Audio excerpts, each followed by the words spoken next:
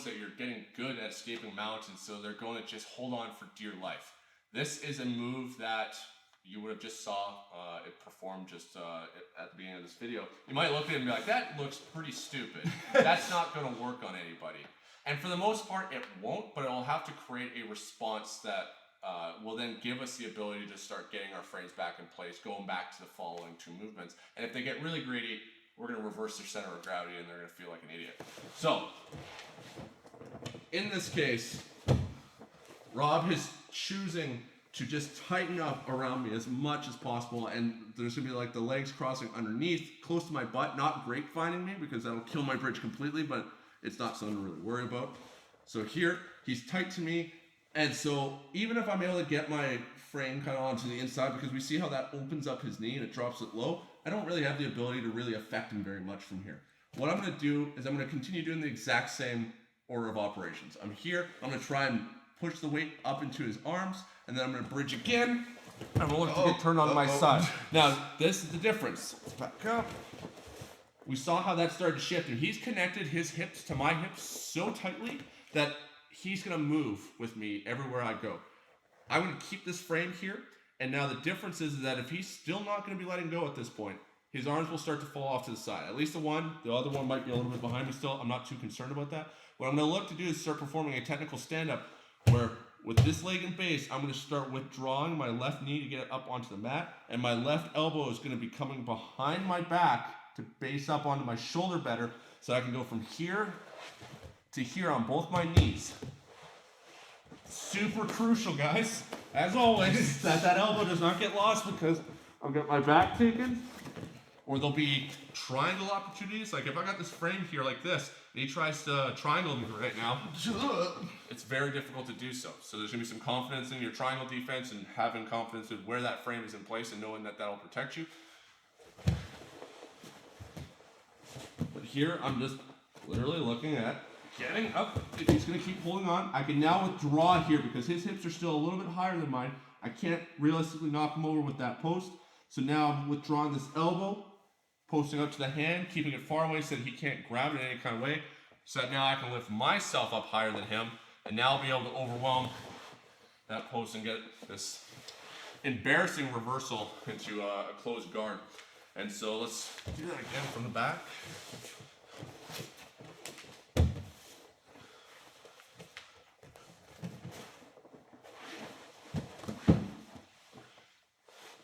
Now, that relies on him just holding those legs, refusing to adjust in the circumstances that I've created. And so I'm going to be able to take advantage of that and knock him down. But any better guy, once they start to feel unstable like that, the legs are going to start to open up, they're going to start to move around. They might be choosing to leave mount completely and go try and move something more like side control, or even tactically retreat a little bit into the guard to then smash the legs and go past. They might try and look for multiple things, but they might try to shift their center of gravity. Yep. So one of the first answers that you're going to face with this is like, as Rory takes me to my right, I will really try to bring my weight back to this side, which now will allow Rory to change direction suddenly and have that frame in and go back to the frame and hip escape. Yeah. So that's one of the primary ways where the frame and hip escape will connect. That one's going to be a switching of this frame, because this is driving this direction. As I start to fall back this way, I'm going to have to be actually switching it. So you have to work on mount escapes in both directions, obviously. Yes. When we're looking at defensive movements, you don't get a choice what side you have to escape. Sometimes you'll already land smashed facing a direction in mount. You got to be ready to escape that way, because you're not going to necessarily get to go the way that you always want to. There can also be more simpler ones where, like, as I start doing this, if Rob starts just opening his legs up at all, there's my regular frame and hip escape.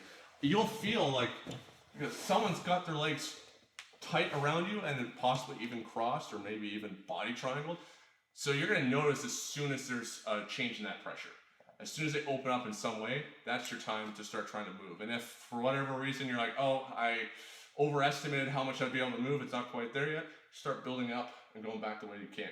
So it's one that, I mean, we don't hit it very often on like each other in any kind of way like that. Because we don't hold on like we don't hold on like this. But that's the thing. It's like I'm just doing this knowing that Rob's going to let go every time But if I'm able to build up successfully that way, providing I'm not getting cross-faced and all this stuff when you're going up against someone who's got a really good mount, if I can get to a certain point, I know you're gonna have to respect that. Yeah, this is one of these techniques that works. It serves a purpose at every level. Against more beginner and even some intermediate grapplers, it's just a straight up reversal, because you'd be surprised how many people that think they're pretty good at jiu-jitsu are only good at like isometrically squeezing really hard, and that's their version of being good at jiu-jitsu. And so those people, like, it feels like they've got a really good mount when you're a beginner because they're just stronger than you, or they've got very strong legs and you're not able to move out from underneath them. But once you recognize that their isometric tension is not good jiu-jitsu, it's just isometric tension, you'll be able to manipulate them quite easily, in this case, into a reversal. In the case of more experienced grapplers, like if you don't know who Ryan Hall is, please look him up. Ryan Hall has a phrase which is, jiu-jitsu isn't moves, it's movement.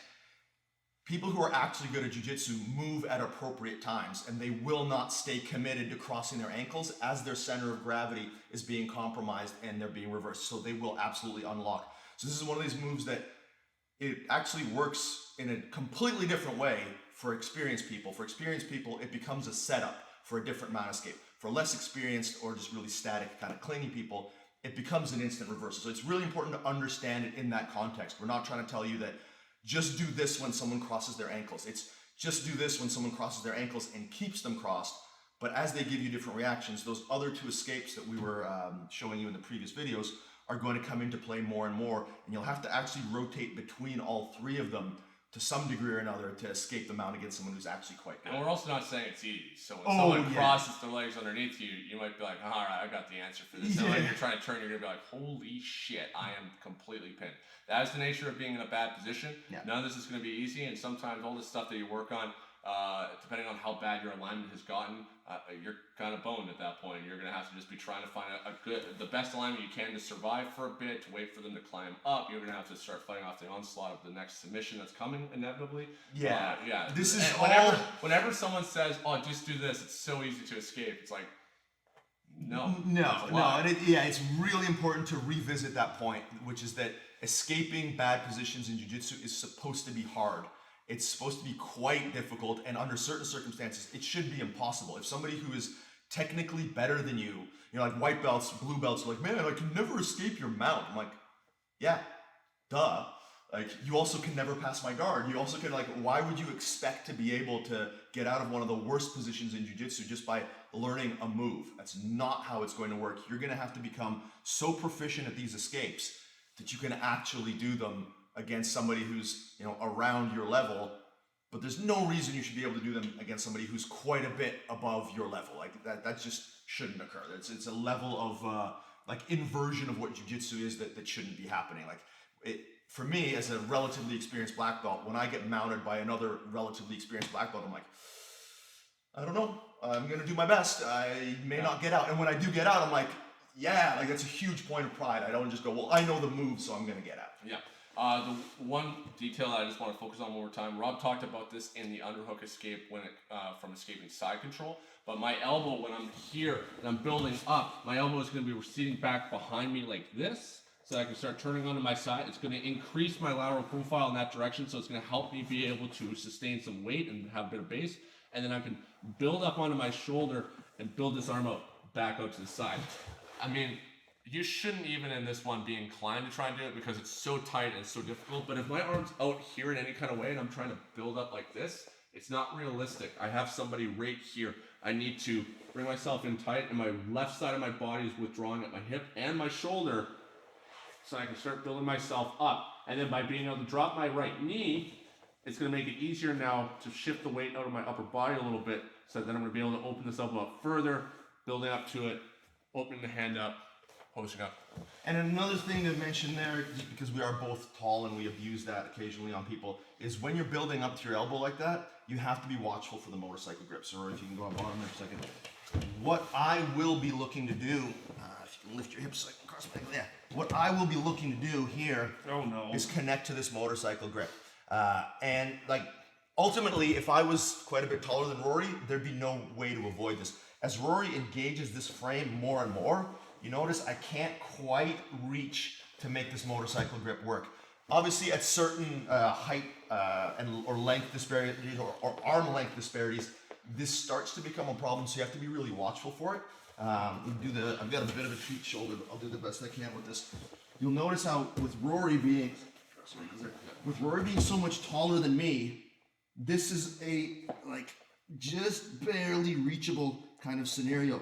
So I need to be watchful if this happens. There are two ways to deal with it. One is just to go back down and just start again. But the other is I want to extend my hand out. Right now, you notice how Rory is blocking that. If he manages to internally rotate my shoulder, it's over. So at any point when this happens, I have to close my elbow in a real hurry so that he can't internally rotate it. It's going to mean that my base is slightly compromised back to this, my top right corner start driving into me now.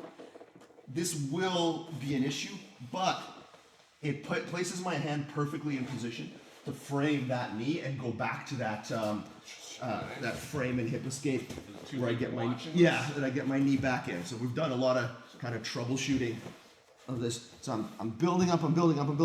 He grabs my wrist. I close my elbow right away, and I frame his knee, and I come back to here, and that breaks the grip. So man.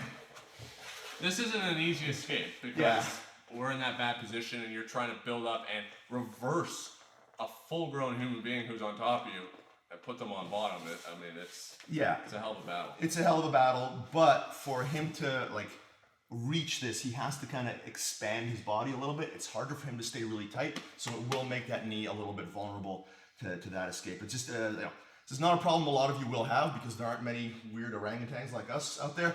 But if it occurs, that's a potential solution for you.